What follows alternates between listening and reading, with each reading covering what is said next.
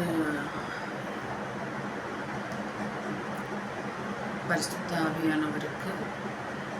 ஆவியானவரின் நாமத்திற்கு மகிமை உண்டாவதாக. இன்று நம்ம வந்து ஆதியாகமம் 37ஆம் அதிகாரத்தை பற்றி விரிவாக பார்க்கலாம்.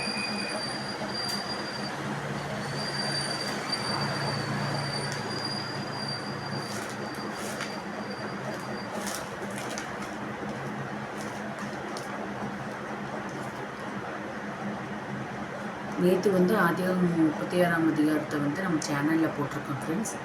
பார்க்காதவங்க அதை போய் பார்த்துக்கோங்க. லைவில் போட்டிருக்கேன், அதை போய் பார்த்துக்கோங்க.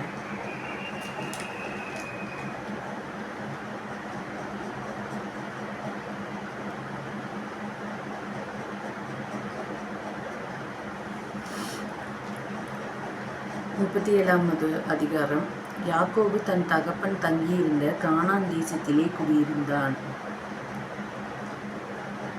நேற்று வந்து ஏசாவோட வரலாறு நம்ம படித்தோம். ஏசாவோட சந்ததியர் வந்து எப்படிலாம் இருந்தாங்க, அவங்க பேரெல்லாம் என்ன, அவங்க எங்கே குடியிருந்தாங்க அப்படின்னு எல்லாமே வந்து நேற்று வீடியோவில் பார்த்தோம். இன்னைக்கு வீடியோவில் வந்து நம்ம யாக்கோபை பற்றி பார்க்கலாம். யாக்கோபு தன் தகப்பன் தங்கியிருந்த கானான் தேசத்திலே குடியிருந்தான்.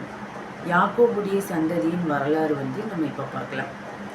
யோசேப்பு 17 வயதிலே தன் சகோதரனுடைய ஆடுகளை மேய்த்து கொண்டிருந்தான். அந்த இளைஞன் பில்கால் செல்வால் எனும் தன் தகப்பனுடைய மறுமனையாட்டிகளின் குமாரோடே இருந்து அவர்களுடைய துர்மார்க்கத்தை தன் தகப்பனுக்கு சொல்லி வருவான். இஸ்ரவேலின் முதிர் வயதிலே யோசேப்பு தனக்கு பிறந்ததினால் இஸ்ரவேல் தன் குமாரர் எல்லாரிலும் அவனை அதிகமாய் நேசித்து அவனுக்கு பல வர்ணமான அங்கிகளை செய்வித்தான். அவனுடைய சகோதரர் எல்லோரிலும் அவனை தங்கள் தகப்பன் அதிகமாய் நேசிக்கிறதை அவன் சகோதரர் கண்டபோது அவனோடே பட்சமாய் பேசாமல் அவனை பகைத்தார்கள். யோசேப்பு ஒரு சொப்பனம் கண்டு அதை தன் சகோதரருக்கு அறிவித்தான்.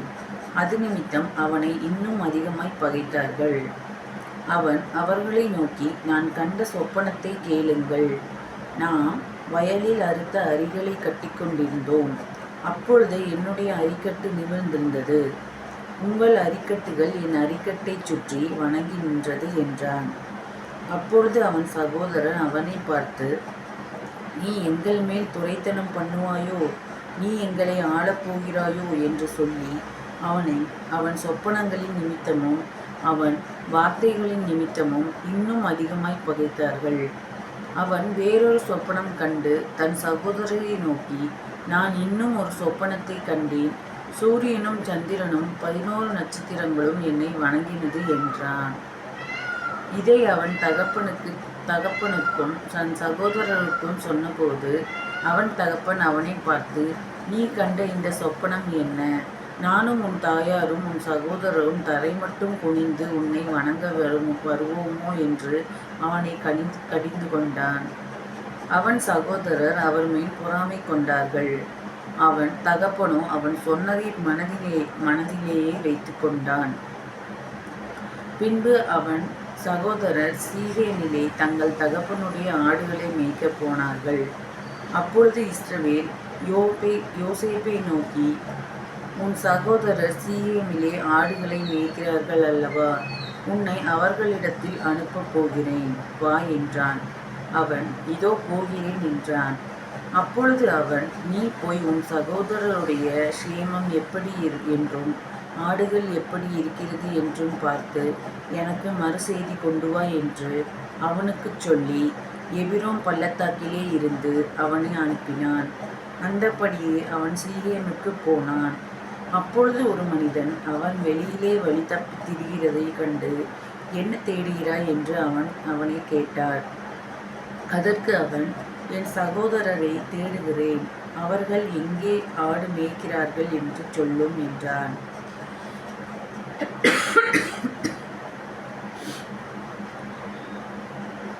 அந்த மனிதன், அவர்கள் இவ்விடத்திலிருந்து போய்விட்டார்கள், தோத்தானுக்கு போவோம் என்று அவர்கள் சொல்ல கேட்டேன் என்றான். அப்பொழுது யோசேப்பு தன் சகோதரரை தொடர்ந்து போய் அவர்களை தோத்தானிலே கண்டுபிடித்தான். அவர்கள் அவனை தூணிலே வரக்கண்டு அவன் தங்களுக்கு சமீபமாய் வரும் முன்னே அவனை கொலை செய்யும்படி சதியோசனை பண்ணி ஒருவரை ஒருவர் நோக்கி, இதோ சொப்பனக்காரன் வருகிறான், நாம் அவனை கொன்று இந்த குழிகளில் ஒன்றிலே அவனை போட்டு ஒரு துஷ்ட மிருகம் அவனை பட்சித்தது என்று சொல்லுவோம் வாருங்கள் என்றான். அவனுடைய சொப்பனங்கள் எப்படி முடியும் பார்ப்போம் என்றார்கள். ரூபன் அதை கேட்டு அவர்கள் கைக்கு தப்புவித்து அவனை அவன் தகப்பனிடத்திற்கு திரும்பவும் கொண்டு போக மனதுள்ளவனாய் அவர்களை நோக்கி, அவனை கொல்ல வேண்டாம், நீங்கள் இரத்தம் சிந்தலாகாது, நீங்கள் அவன் மேல் கை வையாமல் அவனை வனாந்தரத்திலே இந்த குழியிலே போட்டு விடுங்கள் என்று சொல்லி, இவ்விதமாய் ரூபன் அவனை அவர்கள் கைக்கு தப்புவித்தான். யோசேப்பு தன் சகோதரத்தில் சேர்ந்தபோது யோசேப்பு உடுத்து கொண்டிருந்த பலவர்ண அங்கியை அவர்கள் கழற்றி அவனை எடுத்து அந்த குழியிலே போட்டார்கள். அது தண்ணீர் இல்லாத வெறுங்குழியாய் இருந்தது. பின்பு அவர்கள் போஜனம் செய்யும்படி உட்கார்ந்தார்கள். அவர்கள் தங்கள் கண்களை ஏறெடுக்கும் போது இதோ கீலேயாத்தில் இருந்து வருகிற இஸ்மவேலுடைய கூட்டத்தை கண்டார்கள். அவர்கள் எகிப்துக்கு கொண்டு போகும்படி கந்தவர்க்கங்களையும் பிசின் வெள்ளை தூளத்தையும் ஒட்டகங்கள் மேல் ஏற்றி கொண்டு வந்தார்கள். அப்பொழுது யூதா தன் சகோதரரை நோக்கி, நாம் நம்முடைய சகோதரனை கொன்று அவன் இரத்தத்தை மறைப்பதினால் லாபம் என்ன? அவனை இந்த இஸ்மவேலருக்கு விற்று போடுவோம் வாருங்கள், நமது கை அவன் மேல் படாதிருப்பதாக. அவன் நம்முடைய சகோதரனும் நம்முடைய மாம்சமாய் இருக்கிறானே என்றான். அவன் சகோதரர் அவன் சொல்லுக்கு இணங்கினார்கள். அந்த வர்த்தகரான மீதியானியர் கடந்து போகிற போது அவர்கள் யோசேப்பை அந்த குழியில் இருந்து தூக்கி எடுத்து அவனை இஸ்மவேலர் கையில் 20 வெள்ளிக்காசுக்கு விற்று போட்டார்கள். அவர்கள் யோசேப்பை எகிப்துக்கு கொண்டு போனார்கள். பின்பு ரூபன் அந்த குழியினத்தில் திரும்பி போன போது யோசேப்பு குழியில் இல்லை என்று கண்டு தன் வஸ்திரங்களை கிழித்து கொண்டு தன் சகோதரத்திற்கு திரும்பி வந்து, இளைஞன் இல்லையே, ஐயோ, நான் எங்கே போவேன் என்றான். அவர்கள் யோசேப்பின் அங்கியை எடுத்து ஒரு வெள்ளாட்டுக்கடாவை அடித்து அந்த அங்கியை இரத்தத்தினாலே தோய்த்து பல வர்ணமான அந்த அங்கியை தங்கள் தகப்பனிடத்திற்கு அனுப்பி, இதை நாங்கள் கண்டெடுத்தோம், இது உம்முடைய குமாரன் அங்கியோ அல்லவோ பாரும் என்று சொல்லச் சொன்னார்கள். யாக்கோபு அதை கண்டு, இது என் குமாரனுடைய அங்கிதான், ஒரு துஷ்ட மிருகம் அவனை பட்சித்து போட்டது, யோசேப்பு பீருண்டு போனான் என்று புலம்பி தன் வஸ்திரங்களை கிழித்து தன் அறையில் இரட்டு கட்டிக்கொண்டு அநேக நாள் தன் குமாரனுக்காக துக்கித்து கொண்டிருந்தான். அவனுடைய குமாரத்திகள் எல்லோரும் அவனுக்கு ஆறுதல் சொல்ல வந்து நின்றார்கள். ஆனாலும் அவன் ஆறுதலுக்கு இடம் கொடாமல் தன் துக்கத்தோடு, என் குமாரனத்தில் பாதாளத்தில் இறங்குவேன் என்றான். இவ்விதமாய் அவனுடைய தகப்பன் அவனுக்காக அழுது கொண்டிருந்தான். அந்த மீதியானியர் யோசேப்பை எகிப்திலேயே பார்வோனின் பிரதானியும் தலையாரிகளுக்கு அதிபதியுமாக போர்த்திபார் என்பவரிடத்தில் விற்றார்கள்.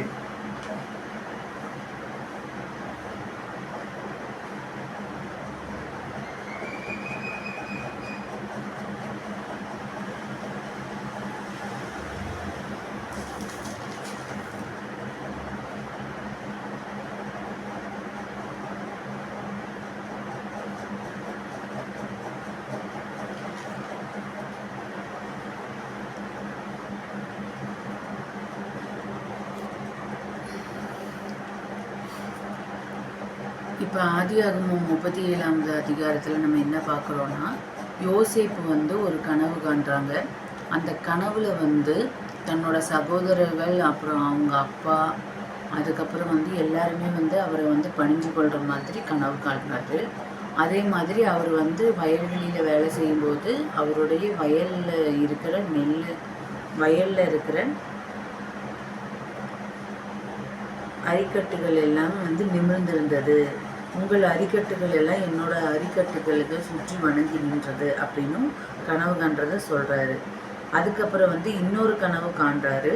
அந்த கனவு என்ன அப்படின்னா வந்து அவங்க அதாவது சூரியனும் சந்திரனும் 11 நட்சத்திரங்களும் என்னை வணங்கினது அப்படின்னு சொல்லும்போது அவங்க அப்பா வந்து நானே என்னுடைய குமாரன்கள் எல்லாருமே வந்து உன்னை வணங்கணும்னு நீ நினைக்கிறியா அப்படின்னு சொல்லி அவரை வந்து கடிந்து கொள்கிறாங்க. அப்புறம் கடிந்து கொண்டுட்டு இதை வந்து மனசுலேயே வச்சுக்கிறாங்க. ஆனால் இவங்களுடைய சகோதரர்கள் என்ன பண்ணுறாங்கன்னா யோசேப்பு மேலே வந்து பொறாமையினால் என்ன பண்ணுறாங்கன்னா அவரை வந்து கொல்லணும் அப்படின்னு சொல்லி திட்டம் போட்டிருக்காங்க.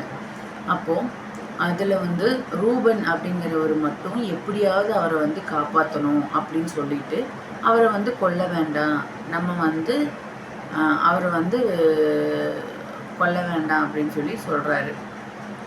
ஏன்னா அவருடைய ரத்தம் வந்து அவர் வந்து நம்மளுடைய உடன்பிறப்பாக இருக்கிறனால நம்ம வந்து அந்த மாதிரி பண்ண வேண்டாம் அப்படின்னு சொல்லி சொல்கிறாரு. அப்போ இவங்கெல்லாம் என்ன பண்ணுறாங்க அப்படின்னா வந்து அவங்கள வந்து ஒரு குழியில் வந்து தள்ளி விட்டுறாங்க. தள்ளி விட்டுட்டு அதுக்கப்புறம் யூதா என்ன சொல்கிறாரு அப்படின்னா வந்து நாம் வந்து இவரை வந்து கொல்றதுக்கு பதிலாக நம்ம என்ன பண்ணலான்னா இவரை வந்து நம்ம விற்று போட்டுடலாம் அப்படின்னு சொல்லி சொல்கிறாங்க. விற்று போட்டுடலாம் அப்படின்னு சொல்லி இஸ்மவேலுக்கு வந்து விற்று போட்டுடலாம் அப்படின்னு சொல்லி சொல்கிறாங்க. அப்போது அப்படி சொல்லும்போது அந்த வர்த்தகமாக வந்த மீதியானியர்கிட்ட வந்து கடந்து போகும்போது யோசேப்பை வந்து அந்த குழியிலிருந்து எடுத்து அவனை இஸ்மவேலர் கைக்கு வந்து 20 வெள்ளிக்காசுக்கு விற்று போடுறாங்க. அப்போது யோசேப்பு வந்து எகிப்து தேசத்துக்கு போகிறாங்க. அதுக்கப்புறம் ரூபன் அப்படிங்கிறவங்க வந்து அந்த குழியிலிருந்து திரும்பி போன போது யோசேப்பு வந்து அதில் இல்லை அப்படின்னு சொல்லி பார்த்துட்டு தன்னோட வஸ்திரங்களையெல்லாம் கிழிச்சிட்டு தன்னோட சகோதரன்கிட்ட திரும்பி வந்து இளைஞன் வந்து இல்லை, நான் எங்கே போவேன் அப்படின்னு சொல்லி ஆச்சரியமாக கேட்குறாரு.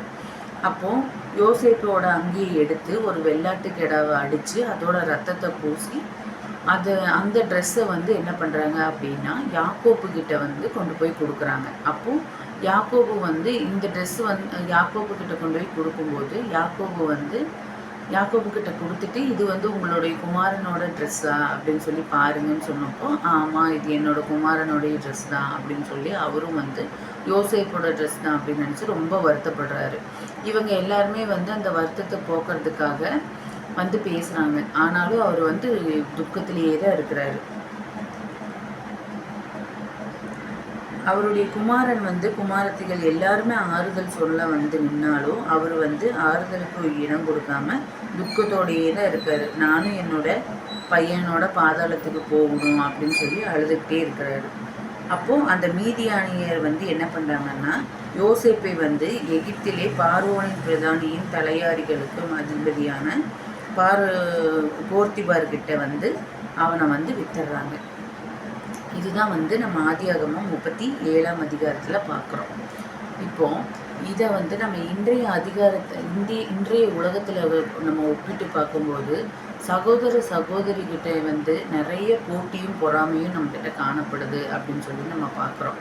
அதாவது ஆதியாகமம் வந்து அந்த காலத்திலேயே பைபிளில் வந்து நமக்கு வந்து இந்த மாதிரி சகோதரர்கிட்ட வந்து நிறைய போட்டி பொறாமை இருந்ததுனால ஒரு சகோதரனே கொல்லணும் அப்படின்னு நினைக்கிறாங்க. ஏன்னா அவன் நமக்கு மேலே வந்துடுவானோ அப்படின்னு சொல்லி ஒரு எண்ணத்தில் அந்த மாதிரி இருக்கும்போது இன்றைய கட்டத்துலேயும் நிறைய பேர் வந்து சகோதரிகள்கிட்ட வந்து ஒரு ஒற்றுமை இல்லை, ஒரு போட்டி இருக்குது, ஒரு பொறாமை இருக்குது. ஏன் ஒரு சொத்துக்காக வந்து நிறைய சண்டை வர்றது, அதுக்கப்புறம் சொத்துக்காக அண்ணன் தம்பிக்குள்ளேயே தகராறு வந்து ஒருத்தர் வெட்டி கொலை பண்ணுறது, அக்கா தங்கச்சிக்குள்ள சண்டை வந்து ஒருத்தருக்கு ஒருத்தர் வெட்டி கொலை பண்ணுறது. அதே மாதிரி இப்போ மக்கள் அதாவது பெற்றோர்களுக்கும் பிள்ளைகளுக்கும் சண்டை வர்றது, இந்த மாதிரி நிறைய பிரச்சனை எல்லாமே வர்றது வந்து ஒரு போட்டினாலேயும் ஒரு பொறாமையினாலேயும் தான் வருதே தவிர வேறு எந்த காரணத்தினாலேயும் நமக்கு வர்றது கிடையாது. அப்போ நம்ம என்ன பண்ணணும் அப்படின்னா இந்த உலக ஆசீர்வாதத்துக்காக கேவலம் ஒரு பணத்துக்காகவும் ஒரு பேருக்காகவும் ஒரு புகழுக்காகவும் நாம் வந்து இப்படி அடிச்சுட்டு சண்டை போட்டுக்கிட்டு ஒருத்தர் ஒருத்தர் கொன்று போடுற அளவுக்கு நம்ம வந்து போகிறது வந்து ரொம்ப தவறான விஷயம். நம்ம ஆண்டவர் அதாவது உலக ஆசீர்வாதத்துக்கு நம்ம ஆசைப்படாமல் நம்மளுடைய தேவனுடைய ஆசீர்வாதத்துக்கு மட்டுமே நம்ம வந்து ஆசைப்படணும். இப்போ இந்த யோசேப்பு வந்து தேவனுக்கு ரொம்ப பிரியமாக இருக்கிறாரு. தேவனை தான் அவர் எப்போவுமே நம்புகிறாரு. அப்படி இந்த அதிகாரம் முடியும் போது யோசேப்பு எவ்வளோ பெரிய ஆசீர்வாதத்தை அடைகிறாரு அப்படின்னு நம்ம கண்டிப்பாக பார்க்க முடியும். அதே மாதிரி யோசேப்பு கண்ட சொப்பனமும் வந்து எப்படி நிறைவேறுது அப்படின்னும் நம்ம இந்த அதிகாரம் எல்லாமே முடியும் போது யோசேப்பு எவ்வளோ உயரத்துக்கு போகிறாரு, அவர் எவ்வளோ சோதனைகளை சந்திச்சார், அதுக்கப்புறம் கடவுளோட ஆசீர்வாதம் வந்து அவருக்கு எப்படி கிடைச்சிது அப்படின்னு எல்லாமே நம்ம அடுத்தடுத்த அதிகாரத்தில் வந்து நம்ம பார்ப்போம்.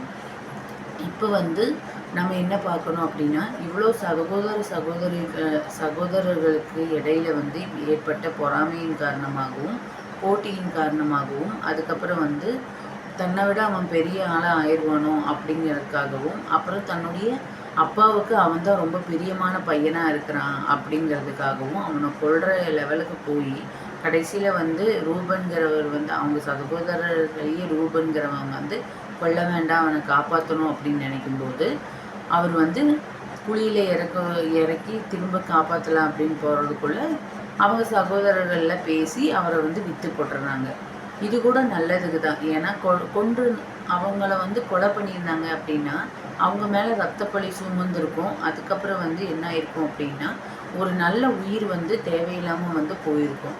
ஆனால் அவங்க விற்று போட்டதுனால அவருக்கு வந்து கடவுளோட ஆசீர்வாதம் வந்து பெரிய ஆரம்பத்தில் அவர் கஷ்டப்பட்டிருந்தாலும் இறுதியில் வந்து அவர் கடவுளை வந்து ஃபுல்லாக அவர் வந்து விசுவாசம் வச்சுருந்ததுனாலையும் நம்பிக்கை வச்சுருந்ததுனாலையும் கடவுள் வந்து அவரை வந்து மிகப்பெரிய ஒரு நாட்டுக்கே ஒரு அரசனாக்குற அளவுக்கு உயர்த்தியிருக்காரு. அப்படின்னா நாமளும் வந்து நம்மளுடைய லைஃப்பில் வந்து ரொம்ப பொறுமையாகவும் அமைதியாகவும் கடவுளை முழு நம்பிக்கையோடும் விசுவாசிக்கும் போது நம்மளையும் கடவுள் வந்து உயர்த்துவாருங்கிறது வந்து இந்த அதிகாரமே நமக்கு சாட்சியாக இருக்குது. அதே மாதிரி இன்னொன்று வந்து நம்ம சகோதரிகிட்டே வந்து நம்ம அன்பு பாராட்டணுமே தவிர அவங்க மேலே ஒரு போட்டியோ பொறாமையோ இல்லை வந்து வன்புணர்ச்சியோ இல்லை வந்து கெடுதல் எண்ணமோ அவங்கள கெடுக்கணும் இல்லை அவங்கள கொலை பண்ணணும் அவங்கள இது பண்ணணும் ஒரு அற்ப சொத்துக்காகவோ இல்லை அற்ப இதுக்காகவோ நம்ம வந்து உலக ஆசைக்காகவோ வந்து நம்மளோட சகோதரிகளை நம்ம பகைக்கக்கூடாது.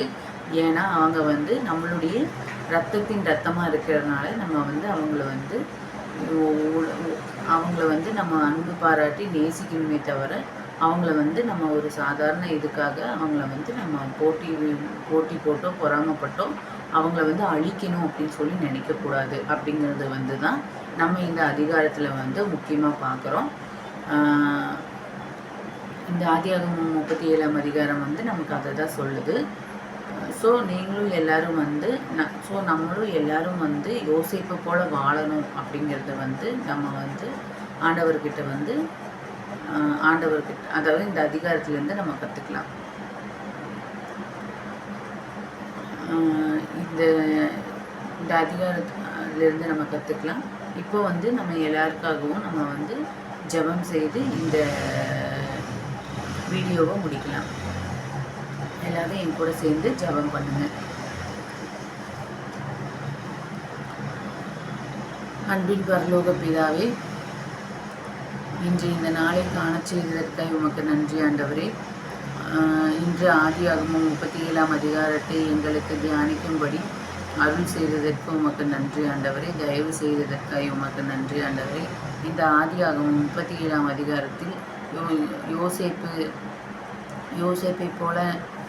யோசேப்பை போல வாழ வேண்டும் என்று நீங்கள் எங்களுக்கு கற்றுக் கொடுத்த பாடத்திற்காக உமக்கு நன்றி ஆண்டவரே.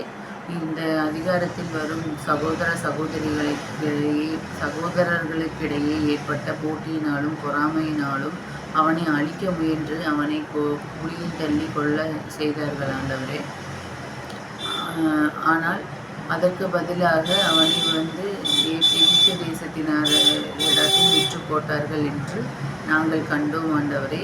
இன்றைய உலகத்திலும் எத்தனையோ சகோதரர்களுக்கிடையே சொத்து தகராறு, போட்டி போட்டி பொறாமைகள், அமைதியின்மை எல்லாம் நிகழ்கின்றது ஆண்டவரே. அவர்களை எல்லாரையும் ஒற்றுமையுடனும் பாசத்துடனும் அன்புடனும் நேசிக்க கடினமான இதயத்தை எடுத்து போட்டு இலகுவான இதயத்தை தாரும் ஆண்டவரே. பெற்றோர் பிள்ளைகளை பிரியவும் பிள்ளைகள் பெற்றோர்களை பிரியும் நிலையும் இன்றைய சூழ்நிலையில் உள்ளது என்பதை அன்றைய ஆதியாகமம் அதிகாரத்திலே நீங்கள் எங்களுக்கு விளக்கி தந்தீர்கள் ஆண்டவரே. நாங்களும் எந்த ஒரு பிரிவினையும் இல்லாமல், எந்த ஒரு போட்டியும் இல்லாமல், எந்த ஒரு பொறாமையும் இல்லாமல் எல்லோர் மீதும் அன்பு செலுத்தி அனைவரையும் நேசிக்க எங்களுக்கு ஒரு இதமான இதயத்தை நீர் எங்களுக்கு கட்டளையிடுவீர்கள் என்று நம்புகிறேன் ஆண்டவரே. இன்று வேலைக்கு செல்லும் பெண்களை ஆசீர்வதியும் ஆண்டவரே. அவர்கள் செய்யும் வேலைகளையும் அவர்களின் கையின் பிரயாசத்தை ஆசீர்வதியும் ஆண்டவரே. இன்று படிக்க செல்லும் மாணவர்களை ஆசீர்வதியும் ஆண்டவரே. அவர்கள் படிப்பில் மிக உயர்ந்து நல்ல மதிப்பெண்கள் பெற நல்லபடியாக படித்து முடிக்க நீரை ஆசீர்வதியும் ஆண்டவரே. கணவன் மனைவியை ஆசீர்வதியும் ஆண்டவரே. அவர்களுக்கிடையே உள்ள இடைவெளியை நீக்கி நெருக்கத்தை கொண்டு வரும் ஆண்டவரே. குடும்பத்திற்கு சமாதானத்தை கொண்டு வரும் ஆண்டவரே. பண தேவைகளை சந்திக்கும் குடும்பங்களுக்கு அவர்கள் தேவையை சந்தியும் ஆண்டவரே.